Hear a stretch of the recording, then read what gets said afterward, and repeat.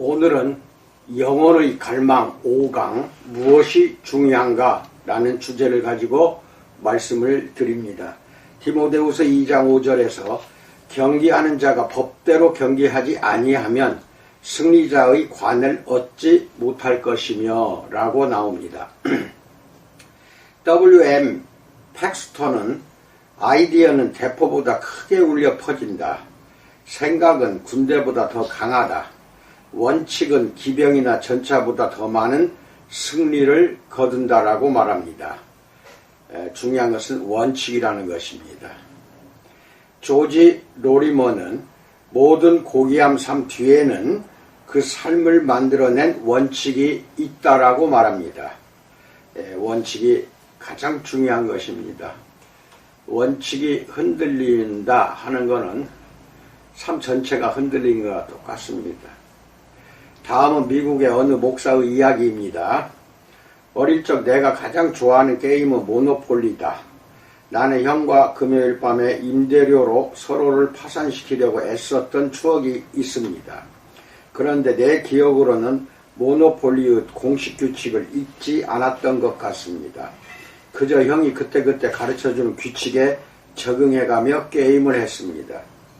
다른 친구들과도 이 게임을 해보니 사람마다 언제 어떻게 돈을 모아야 하는지, 언제 부동산을 팔 수 있거나 없는지, 파산 직전에는 상황을 어떻게 다루어야 할지에 관한 규칙이 다 달랐습니다.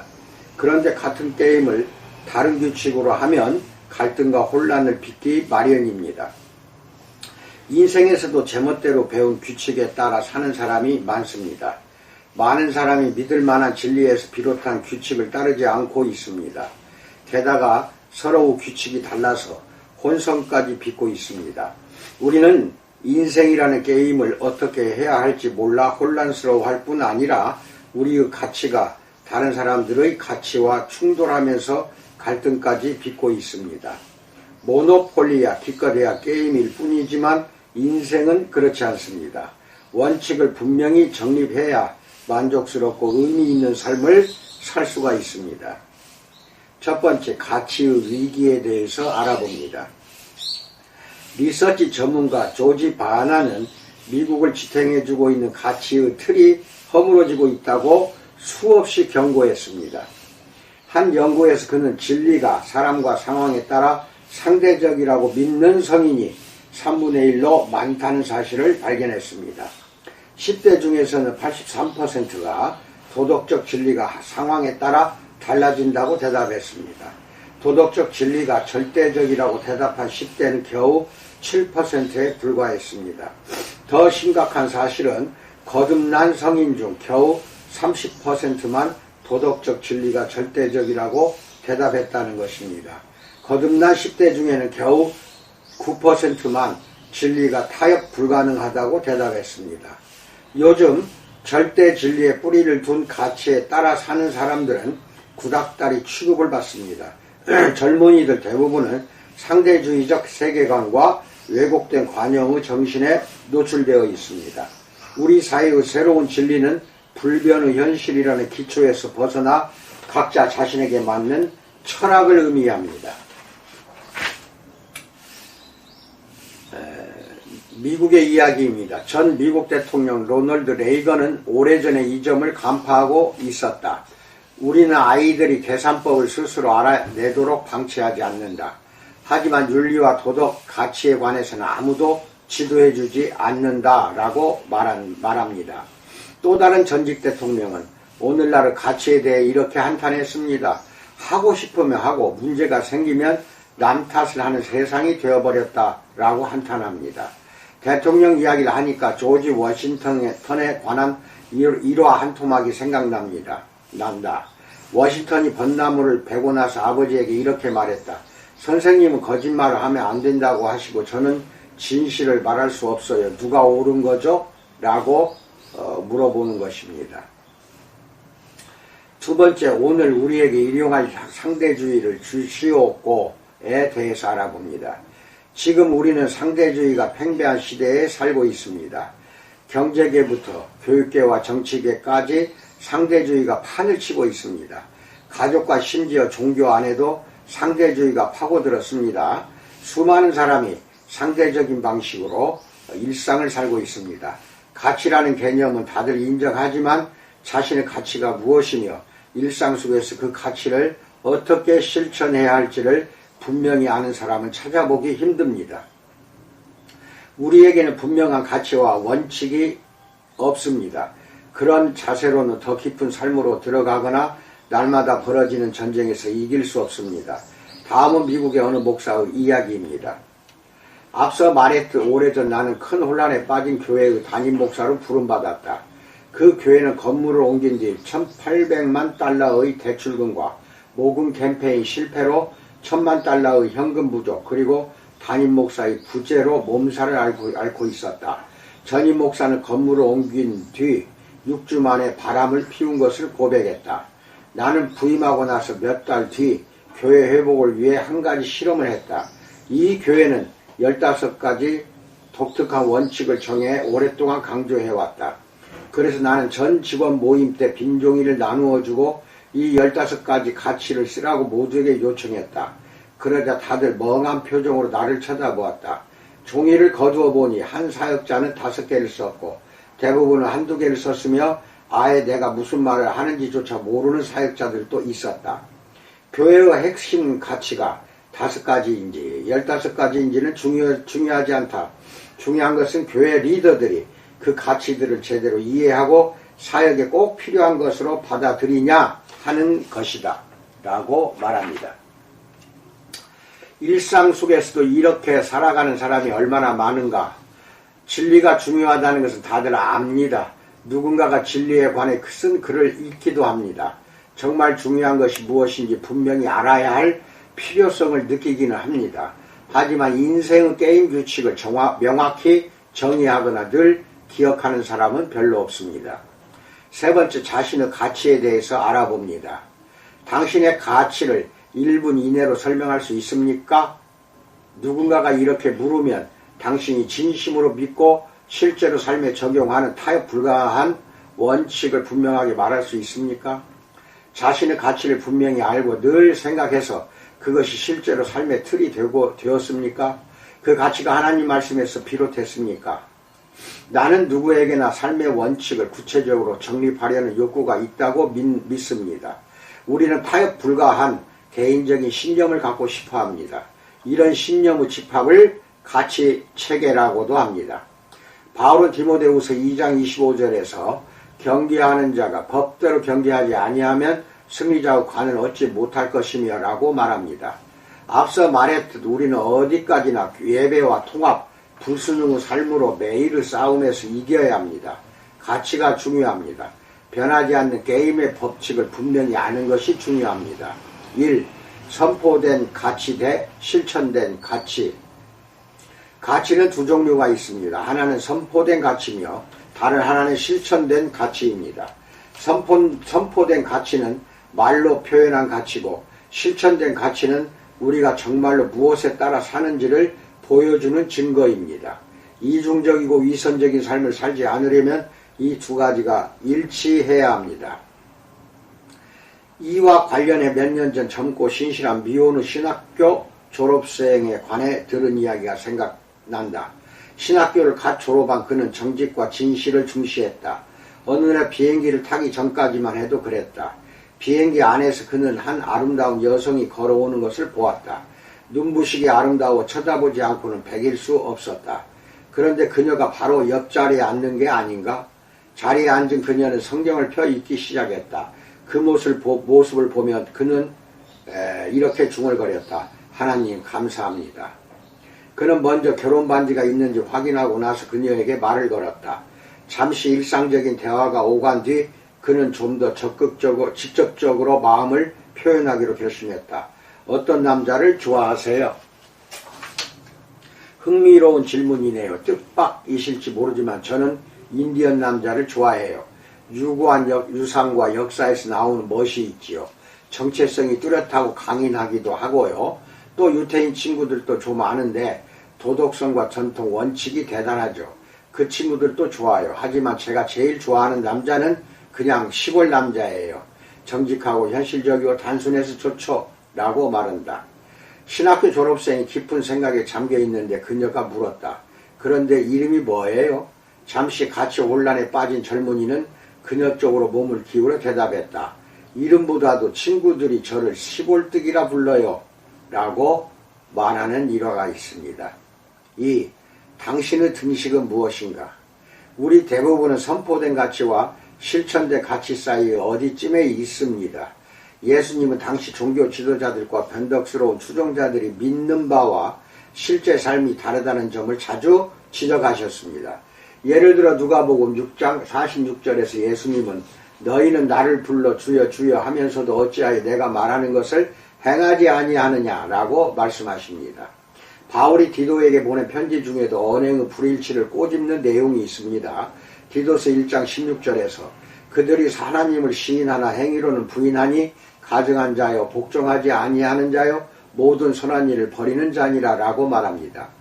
온전한 삶, 의미 있는 삶을 살려면 자신의 가치를 분명히 알고 삶에 꾸준히 적용해야 합니다. 그래서 우리의 선포된 가치와 실천된 가치가 일치해야 합니다. 가치를 가끔씩만 피상적으로 적용하는 척해서는 만족스러운 삶을 살 수가 없습니다. 더 깊이 들어가야 합니다. 이 개념은 다음과 같은 등식으로 정리할 수가 있습니다. 선포된 가치 더하기 실천된 가치는 표리일치, 선포된 가치 빼기 실천된 가치는 위선, 이렇게 등식이 정리가 됩니다. 크리스티애니티 투데이지 편집장이었던 길버트 비어스는 이렇게 말했습니다. 표리가 일치하는 사람은 자기 삶의 모든 면을 이끄는 분명한 원칙을 갖고 있다라고 말합니다. 이전 장에서 우리는 스테파니 스필먼이 유방암 진단을 받고 나서 삶의 목적을 발견한 이야기를 했습니다. 스필먼 부부가 이 청천벽력 같은 진단을 받은 1998년 여름, 남편 크리스는 10번째 NFL 시즌을 준비하고 있었습니다. 크리스는 평소에 신앙과 가족 공동체가 최우선이라는 자신의 원칙을 자주 이야기했습니다. 그는 소속팀인 버펄로 빌스로 돌아가지 않고 아내 곁을 지키기로 결정하므로 자신의 원칙을 실천으로 옮겼습니다. 그는 삶의 규칙을 분명히 설정했기 때문에 말한 대로 행동할 수 있었습니다. 진실의 순간이 다가온 지금 나는 하나님과 가족 공동체를 섬길 것이다. 그의 고백입니다. 그가 시즌을 포기하자 충격을 받은 동료들이 편지를 보내왔습니다. 프로 미식 축구계를 주름잡던 스타가 성공 가도에서 스스로 물러나는 것은 보통 어려운 일이 아닙니다. 하지만 그의 결심은 흔들리지 않았습니다. 아내가 암과 싸우는 동안 그는 신앙의 힘으로 아내와 네 자녀를 헌신적으로 돌보았습니다. 그것은 고민할 필요가 없는 결정이었다. 아내를 사랑하기에 당연히 그래야 했다. 게다가 그것은 옳은 일이었다라고 말합니다. 확실한 원칙에 따라 살려면 먼저 원칙을 정립해야 합니다. 무엇이 옳은 일인지 알아야 합니다. 그래야 진실의 순간이 오면 그 원칙에 따라 결정을 내릴 수가 있습니다. 네 번째, 자신의 가치를 정립하라에 대해서 알아봅니다. 어릴 적부터 축구를 좋아하고 즐겼습니다. 그 결과 축구를 웬만한 사람보다 더 잘 알게 되었습니다. 나는 축구의 규칙과 심판의 신호를 압니다. 하지만 하키 같은 스포츠에 관해서는 내게 묻지 마십시오. 어떻게 하는 것인지조차 잘 모르기 때문입니다. 어떤 면에서 이 사회는 여러 스포츠의 집합과도 같습니다. 정확한 적용과 전략은 다 다르지만 기본 요소들은 똑같습니다. 스포츠의 종류에 상관없이 벌칙과 가이드라인 이면에는 공정성, 적극적인 경쟁, 윤리적인 스포츠맨 정신, 점수 획득, 기본적인 안전, 그리고 물론 승패 같은 기본 요소가 있습니다. 우리 모두에게 기본 요소들은 똑같습니다. 하지만 우리가 실제로 인생의 경기장에서 이 요소들을 적용하는 방식은 다 다릅니다. 그래서 우리 모두는 경계가 어디까지인지, 무엇이 공정한 것인지, 벌칙은 무엇인지, 어떻게 점수를 낼지 각자 결정해야 합니다. 자, 당신은 인생의 경기를 위한 규칙들을 어떻게 정의하겠습니까? 다섯 번째, 당신의 실천된 가치를 평가하라에 대해서 알아봅니다. 고향만 떠나면 누구나 전문가가 된다는 말이 있습니다. 일면식도 없고 앞으로도 만날 일이 없는 사람 앞에 가면 뭐든 아는 체를 해도 뒤탈이 없다는 뜻입니다. 이 말을 뒤집어 보면 우리를 아는 사람들에게 그렇게 굴었다가는 손가락질을 받게 됩니다. 또한 이 말은 평판과 인격의 개념을 보여줍니다. 평판은 사람들이 생각하는 우리의 모습이고 인격은 하나님이 아시는 우리의 모습이다 라는 개념입니다.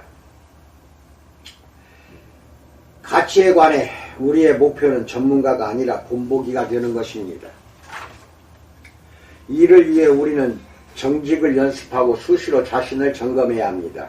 중요한 것은 내가 어떤 가치를 품고 있는가가 아니라 그 가치를 실천하고 있는가 하는 것입니다.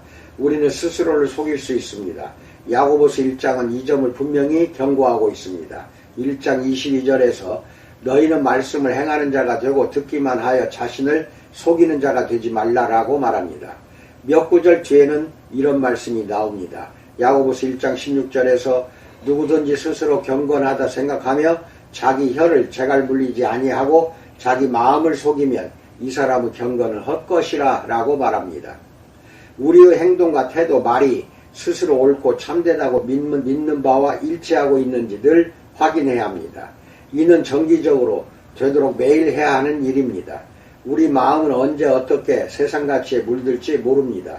매일 들려오는 수만 가지 잡음의 한복판에서 우리 마음은 원칙에서 벗어나기 쉽습니다. 그래서 끊임없이 자신을 들여다 보아야 합니다. 내가 이 원칙을 말로만 선포하고 있는가 아니면 실천하고 있는가 라고 들여다보세요. 공생애를 시작하신 초기 예수님은 사탄에게 시험을 받으셨습니다. 마태복음 4장 3절에서 내가 만일 하나님의 아들이여든 명하여 이 돌들로 떡떡이가 되게 하라 라고 말합니다. 40일 동안 굶은 상태에서 육체적 욕구를 자극하는 시험을 받았으니 보통 사람 같았으면 쉽게 넘어갔을 것입니다. 하지만 예수님은 그 시험을 즉시 물리치셨습니다. 4절에서 신명기 8장 3절과 4절을 인용하여 기록되었으되 사람이 떡으로만 살 것이 아니요 하나님의 입으로부터 나오는 모든 말씀으로 살 것이라 하였느니라 하시니 라고 말합니다. 예수님은 율법 신명기 8장 3절을 인용하셔서 자신의 가치를 선포하고 실천하셨습니다. 사탄은 이번에는 예수님을 성전 꼭대기로 데려가 개인적 이익에 관한 유혹으로 시험했습니다.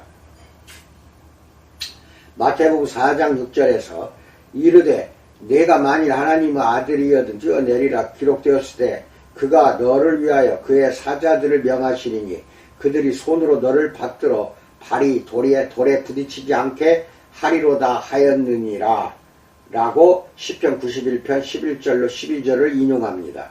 사탄은 성경 구절을 교묘하게 본 뜻과 다르게 사용하여 예수님께 명성을 떨칠 기회를 제시했습니다. 하지만 예수님은 이번에도 넘어가지 않으셨습니다. 7절에서 또 기록되었을 때 주 너희 하나님을 시험하지 말라 하였느니라 하시니 신명기 6장 16절 인용입니다. 예수님은 오직 하나님의 뜻을 행할 때만 진정한 유익이 있음을 아셨기에 이번에도 고개를 가로저으셨습니다. 사탄은 쉽사리 포기하지 않았습니다. 이번에는 예수님께 세상 모든 나라의 권력과 영광을 제시했습니다. 하지만 예수님은 이번에도 단호히 거절하셨습니다. 마태복음 4장 10절에서 사탄아 물러가라 기록되었을 때 주 너희 하나님께 경배하고 다만 그를 섬기라 하였느니라 신명기 6장 13절을 인용합니다. 예수님은 하나님만을 경배할 때 진정한 힘을 받을 수 있다는 진리를 분명히 선포하셨습니다. 그 외에 다른 것은 다 공허할 뿐입니다. 골로새 교인들이 하나님의 지혜와 원칙을 받아들이고 그대로 살아 열매를 맺게 해달라고 기도한 것으로 보아 바울도 실천된 가치의 중요성을 알고 있었던 것이 분명합니다. 골로새서 1장 9절로 10절 보세요. 자신의 가치를 실천하려면 자기 삶을 늘 돌보아야 합니다. 1장 23절과 28절 보세요. 당신은 하나님이 세우신 규칙에 따라 경계하고 있습니까? 아니면 성경적이지 않은 철학에 사로잡혀 있는가요? 2장 4절로 10절 읽으세요. 1. 테스트 1. 내 생각. 성경은 대저 그 마음의 생각이 어떠하면 그 위인도 그러한즉 잠언 23장 7절에서 말합니다. 따라서 모든 사람은 스스로 이런 질문을 드려야 합니다. 내 머릿속은 무슨 생각으로 가득한가? 라는 질문입니다. 자신이 주로 무슨 생각을 하는지 돌아보면 자기가 무엇을 가장 중요하게 여기는지를 알 수 있습니다. 2. 테스트 2. 내 시간. 오늘날 세상에서 시간은 가장 귀한 상품이자 우리의 진짜 가치를 가장 확실하게 보여주는 지표입니다. 가족이나 공동체, 봉사, 몸의 건강이 중요하다고 말하기는 쉽지만 우리에게 무엇이 정말로 중요한지를 알고 싶다면 달력을 보아야 합니다. 3. 테스트 3. 내 돈. 통장 내역만 보아도 그 사람이 무엇을 중시하는지 알 수 있습니다. 성경은 마태복음 6장 21절에서 내 보물 있는 그곳에는 내 마음도 있느니라 라고 분명히 말합니다. 하나님 나라를 사랑한다고 말하면서 수입과 아주 작은 일부밖에 드리지 않는 사람이 많습니다. 이는 앞뒤가 맞지 않는 말입니다. 뭔가를 정말로 사랑한다면 재정적인 면에서도 그것을 가장 우선시하게 되어 있습니다. 희생 없이는 사랑할 수 없습니다. 재정적인 면에서 하나님을 가장 우선시하지 않는다면 그분을 사랑한다는 말은 공허한 메아리일 뿐입니다. 4. 테스트 4. 내 반응. 자신의 가치를 판단할 때 도움이 되는 또 다른 질문은 나는 뜻밖의 상황에 어떻게 반응한가 입니다. 대개 우리는 사전에 행동을 계획할 수 있습니다. 하지만 뜻밖의 상황이 발생하면 자신이 진정으로 믿는 것과 자신이 진정으로 중요하게 생각하는 것에 따라 반응하게 됩니다. 우리는 종이 되고 싶다고 말하지만 툭 하면 교만이나 자기 보호, 심지어 남을 밟고서라도 이기려는 태도로 돌아갑니다. 고든 맥도날드는 이렇게 표현했습니다. 사람들이 우리를 종으로 대접할 때 우리 반응을 보면 우리가 정말로 종이 되어가고 있는지를 알 수 있다라고 말합니다. 나는 뜻밖의 상황에 어떻게 반응합니까? 그것을 보면 내가 추구하는 진정한 철학이 무엇인지가 드러납니다. 5. 테스트 5. 친구와 가족의 솔직한 평가. 교만은 입냄새와 같다는 말을 들은 적이 있습니다. 다시 말해 교만은 우리 자신만 빼고 모두가 압니다. 교만뿐 아니라 우리가 모르는 맹점들이 다 그렇습니다. 자신이 어떤 가치를 실천하고 있는지 정말로 알고 싶다면 스스로 이렇게 물어보십시오. 나를 가장 잘 알고 나를 가장 사랑하는 사람들이 내가 진실을 감당할 수 있다고 판단한다면 나에 관해 뭐라고 말할까요? 라고 물어보십시오. 우리와 가장 가까운 사람들은 우리가 하는 말만 듣는 것이 아니라 우리 삶을 가장 가까이서 지켜봅니다. 그들은 우리 말과 행동이 얼마나 일치하는지를 잘 알고 있습니다. 6번째, 자신의 가치를 분명히 정립하라에 대해서 알아봅니다. 이제 자신이 삶의 원칙으로 삼고 싶은 것과 실제로 실천하는 원칙을 일치시켜야 할 때가 왔습니다. 그러려면 자신에게 무엇이 중요한지를 곰곰이 돌아보고 그 가치를 분명히 정립한 뒤 글로 쓰고 마지막으로 그 가치가 실제로 우리 내면의 삶을 새롭게 만들도록 해야 합니다. 이 과정은 몇 가지 활동으로 이루어집니다. 이번 설교의 나머지 부분은 개요일 뿐입니다. 7번째, 불변의 진리라는 기초에 대해서 알아봅니다. 최상의 가치는 가장 믿을 만한 진리에 기초한 것입니다.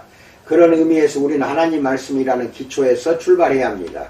성경 66권의 수많은 구절을 개인적으로 읽고 공부하면서 가장 큰 영향을 받은 주제와 구절을 골라보십시오. 가치 발견 활동은 삶의 실질적인 원칙들에 대한 브레인스토밍으로 시작됩니다. 이 활동을 하는 동안 조급해하지 말고 하나님의 인도하심을 따릅니다. 자신의 생각을 확실하고도 적응 가능하게 정립하려면 몇 달이 걸릴 수도 있습니다. 이 활동은 신명기 11장 18절로 21절에서 하나님이 이스라엘의 리더들과 아버지들에게 하신 명령과 같은 것입니다. 이러므로 너희는 나의 이 말을 너희의 마음과 뜻에 두고 또 그것을 너희의 손목에 매어 기호를 삼고 너희 미간에 붙여 표를 삼으며 또 그것을 너희의 자녀에게 가르치며 집에 앉아있을 때에든지 길을 갈 때에든지 누워있을 때에든지 일어날 때에든지 이 말씀을 강론하고 또 내 집 문설주와 바깥문에 기록하라. 그리하면 여호와께서 너희 조상들에게 주리라고 맹세하신 땅에서 너희의 날과 너희의 자녀의 날이 많아서 하늘이 땅을 덮는 날과 같으리라라고 말합니다. 이 활동의 의도는 핵심 가치들을 기억하고 실천하며 후대에 전하는 것입니다. 이 활동을 하는 동안 이 점을 늘 명심하십시오. 8번째, 기초와 일치하는 가치에 대해서 알아봅니다. 이번에는 당신의 신학과 정체성, 삶의 목적을 돌아보십시오. 이런 문제를 올바로 정립하려면 당신 인생의 가장 좋은 길잡이가 되어줄 원칙들을 선택해야 합니다. 1. 멘토, 본보기, 영웅. 다음으로 당신의 멘토나 본보기, 영웅은 누구입니까? 성경 속 인물도 있을 테고 역사 속 위인도 있을 것입니다. 혹은 개인적으로 아는 사람이나 가족 가운데 한 명이 될 수도 있습니다. 우리는 가장 존경하는 사람들의 특성을 본받으려고 노력해야 합니다. 이는 자기 발전에 꼭 필요한 요소 가운데 하나입니다. 2. 솔직한 피드백을 구하라. 진실을 말해줄 수 있는 친구나 가족에게 당신의 특성과 신념이 무엇이라고 생각하는지 물어보십시오. 어떤 대답이 나오든지 계속 적으십시오. 이는 브레인스토밍 과정입니다. 판단하려 하지 말고 이 답들을 당신의 목록에 추가하십시오. 그러다 보면 겹치는 특성들이 눈에 들어올 것입니다. 목록을 정리하라. 가치 발견 활동을 해보면 알겠지만 다음 단계는 이렇게 작성한 목록 가운데 가장 두드러진 가치들을 찾아내는 것입니다. 6개에서 12개의 가장 중요한 가치를 찾아보십시오. 여기서 목표는 그 가치들을 한마디나 짧은 문장 하나로 정리하는 것입니다. 그러고 나서 각 가치 뒤에 설명을 쓰십시오. 나중에 검토할 때 기억날 수 있도록 최대한 간단 명료하고 개인적으로 의미 있게 써야 합니다. 4. 실용적으로 만들라. 다음은 어느 미국의 목사 이야기입니다. 아버지가 되자마자 나는 우리 아이들이 장성하에 출가한 뒤까지도 기억할 수 있도록 나의 원칙들을 전해줘야겠다는 생각을 했다. 그때 내 원칙들을 분명하게 정의하는 일에 관해 처음으로 진지하게 고민했다. 그 결과 우리 아이들이 인생이란 경계의 규칙들을 기억할 수 있도록 내 원칙들을 심오하거나 간결하지는 않지만 나름대로 최대한 정리할 수 있었다. 나는 12가지 원칙을 세워 여러가지 독창적인 방법으로 우리 아이들에게 전해주었다. 나는 각 원칙을 간단한 슬로건 형태로 만들었다. 꽤 시간이 흐르자 나는 물론이고 우리 아이들도 이 원칙들을 외우게 되었다. 당시 나는 이 원칙들의 성경 구절을 붙여 인쇄한 다음 링 바인더에 끼워 아이들에게 하나씩 나누어 주었다. 그것들이 아이들에게 소중한 보물이 되었다. 아이들이 장성한 지금도 우리는 이제는 손자 손녀까지 더불어 우리의 12원칙에 관한 이야기를 나누곤 한다. 나는 이 원칙들이 자자손손 전해지리라 믿는다. 가족의 철학에 관한 이야기를 하다 보니 시골에서 가축을 키우며 살려고 귀향한 어느 가족 이야기가 생각난다.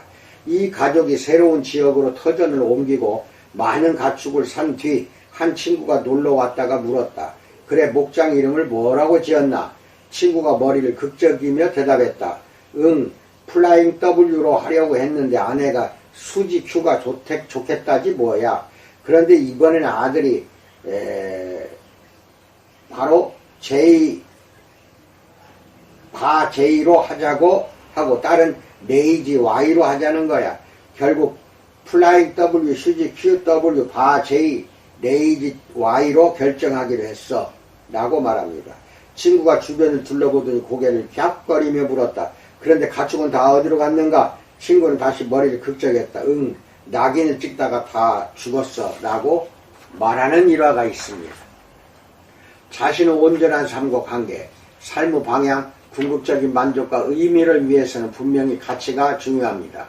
그렇다면 자신의 원칙을 어떻게 정리하면 외우기 편할까요? 9번째, 외우기 좋게 정리하라에 대해서 알아봅니다. 자신의 원칙에 관해 깊이 생각한 뒤에는 외우기 좋게 정리해야 합니다. 바울이 디모데에게 해준 조언처럼 배운 것을 계속 되새겨 확실히 알게 해야 합니다. 디모데후서 3장 14절. 당신은 거짓과 악이 거세게 판을 치는 시대였습니다. 또한 사람들이 확실한 원칙 없이 살던 시대였습니다. 이런 시대에 바울은 젊은 디모데에게 어릴 적부터 배워온 기본 원칙들로 돌아가라고 조언했습니다. 이 원칙에는 예수 그리스도로 말미암아 구원에 이르는 지혜가 포함됩니다. 바울은 디모데에게 디모데후서 3장 16절에서 모든 성경은 하나님의 감동으로 된 것으로 교훈과 책망과 바르게 함과 의로 교육하기에 유익하니라고 가르쳤습니다.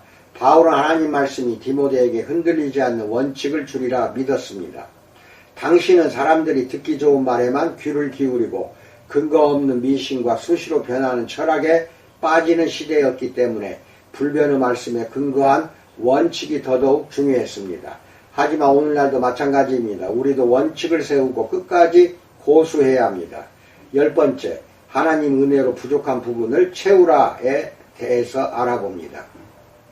어느 공동묘지를 찾은 나이든 두 여인에 관한 이야기가 있다.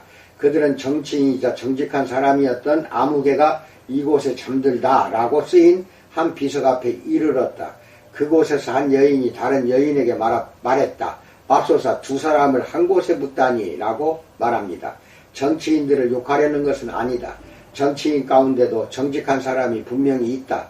다만 지나가는 사람들이 우리 묘지의 글귀를 보고 고개를 갸우뚱하지 않도록 우리 삶에 모순된 구석이 있는지 늘 점검하자는 말이다. 라는 일화가 있습니다. 이런 진리에 따라 당신은 언행을 일치시켜야 할 때입니다. 주님께 부족한 부분을 채워달라고 요청하십시오. 이미 알고 있는 진리 안에서 늘 마음을 새롭게 하십시오. 그 진리를 따르기로 다짐하십시오. 바울의 말처럼 에베소서 4장 23절에서 오직 너희의 심령이 새롭게 되고 골로새서 3장 10절에서 새 사람을 입었으니 이는 자기를 창조하신 이의 형상을 따라 지식에까지 새롭게 하심을 입은 자니라 라고 말합니다. 어릴 적 우리 집의 원칙은 분명하지 않는 정직한 삶이었다. 변명하지 않는 정직한 삶이었다. 부모님은 내가 무슨 행동을 했건 그건 너 자신이 원해서 한 거야 라는 말씀을 자주 하셨다. 집안일이나 숙제를 하지 않은 것에 대한 내 서툰 변명은 통하지 않았다. 부모님 말씀은 내 마음속을 솔직히 들여다보고 언행의 불일치를 바로 잡으라는 뜻이었다. 언행일치는 일관된 가치의 중요한 요소다. 가치를 말로만 외치면서 실천하지 않는 것은 옳지 않다. 행동이 말과 일치하지 않으면 점검해야 할 때다. 진정한 회개로 하나님의 은혜를 구하거나 선포된 가치를 수정해야 한다. 11번째, 온전한 가치의 가치에 대해서 알아봅니다. 목사이자 교육자인 토니 템플러는 95세 이상 노인 50명을 대상으로 실시한 흥미로운 조사를 소개한 적이 있다. 다시 산다면 당신 어떻게 다르게 살고 싶습니까? 이 질문에 대해 가장 많이 나온 답은 더 많이 성찰하고 더 많이 모험하며 죽은 뒤까지도 남을 일들을 더 많이 하겠다는 것이었다. 이 대답을 기독교식으로 해석하자면 이렇지 않을까 싶다. 정말 중요한 원칙을 분명히 정립하기 위한 시간을 더 많이 낼 것이다. 그리고 그 원칙의 영원한 가치를 점검한 뒤 그 원칙에 따라 모험하며 담대히 살 것이다 라고.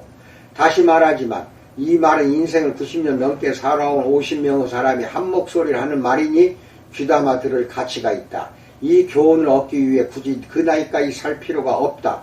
지금 이 교훈에 귀를 기울이면 된다 라는 일화가 있습니다. 의미 있는 삶을 사는 사람들은 깊은 확신에 따라 사는 사람들입니다. 그런 확신을 얻으려면 삶의 속도를 늦추어서 무엇이 중요한지 스스로 물어야 합니다. 그런 다음 자신의 말과 행동 가운데 일치하지 않는 부분이 있는지 점검해야 합니다. 처음에는 이 과정을 매일 되풀이해야 할 수도 있습니다. 하지만 꾸준히 하다 보면 자신의 원칙과 말과 삶 모두에서 무엇이 드러나게 될 것입니다. 1. 선택의 힘. 노벨상을 수상한 영국의 철학자이자 수학자인 버트런드 러셀은 1890년 18세의 나이로 자신을 무신론자로 선언했다. 그때부터 그의 신학과 정체성, 사명, 철학 때문에 그는 온 세상의 논란거리가 되었다. 그의 삶은 하나님에 대한 경멸, 기독교, 혐오, 전쟁 반대, 느슨한 도덕성으로 대변할 수 있다. 이런 가치에 따라 살던 러셀은 4번 결혼했고 많은 애인을 두었다. 그의 두 번째 아내 도라는 혼전 임신을 했다. 자신의 철학에 따라 그는 다른 이성과의 관계에 관여하지 않는 개방결혼을 추구했다. 하지만 도라가 다른 남자의 아이를 2명이나 낳자 그는 그 고문을 견디지 못하고 이혼했다. 4번째 결혼 생활에서도 그는 그릇된 가치체계가 일구어낸 쓴 열매를 거두었다. 그의 아들 존 내외도 이혼했다. 게다가 그들은 세 딸을 버리기까지 했다. 그 바람에 러셀은 말년에 손녀들을 키우는 짐을 떠안아야 했다. 결국 존은 신경쇠약에 걸리고 말았다. 이 가문에 볕이 든 것은 러셀의 딸 케이트가 감리교 목사가 될 미국인과 결혼하면서부터다. 아버지와 전혀 다른 인생관을 가졌던 케이트 부부는 우간다에서 선교사로 사역했다. 말콤 포브스가 쓴 그들의 아이들에게 어떤 일이 일어났는가라는 책을 보면 놀랍게도 케이트는 자신이 아버지 덕분에 예수님을 믿게 되었다고 고백한다.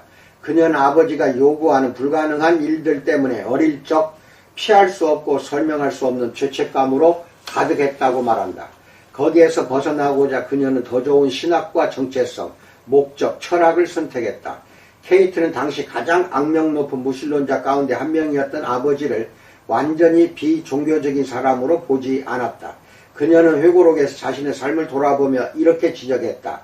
내가 볼 때 아버지의 삶은 처음부터 끝까지 하나님을 찾는 과정이었다. 종교적인 표현을 좋아하지 않는 사람들을 위해서 달리 말하면 아버지의 삶은 절대적인 확실성을 찾는 과정이었다라고 말한다.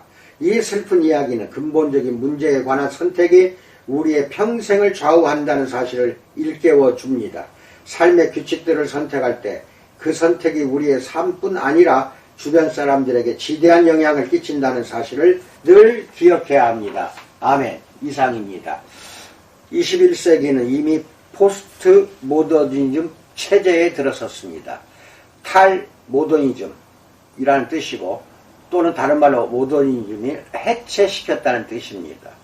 이것이 21세기에 더욱 심해져서 오늘날 절대성도 없고 가치도 없어졌고 진리도 부인을 해버리고 말아버렸습니다. 모든 것이 상대적이라서 정의하지 말라는 것이 포스트 모더니즘입니다. 이것이 기독교로 들어왔습니다. 그래서 포스트 크리스찬이즘.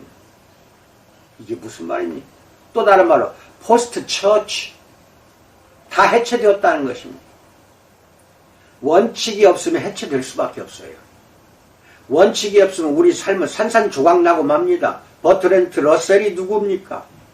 어마어마한 수학자이자 철학자입니다. 하지만 그 일생을 확실성을 찾아가는 그러한 일생이었다고 딸이 표현하듯이 확실성이 무엇입니까? 절대적인 진리를 가지고 있는 기독교, 다른 말로 하면 종교라고도 할 수 있습니다. 없으면 안 됩니다. 오늘날 철학이 완전히 소멸되고 없어져 버린 이유가 무엇입니까? 절대적인 기준을 무시했기 때문에 그렇습니다. 절대적인 기준이 다른 말로는 원칙입니다. 원칙이 무너지면 철학도 과학도 우리가 애써 배우는 모든 학문도 원칙이었기 때문에 전부 해체되고 맙니다.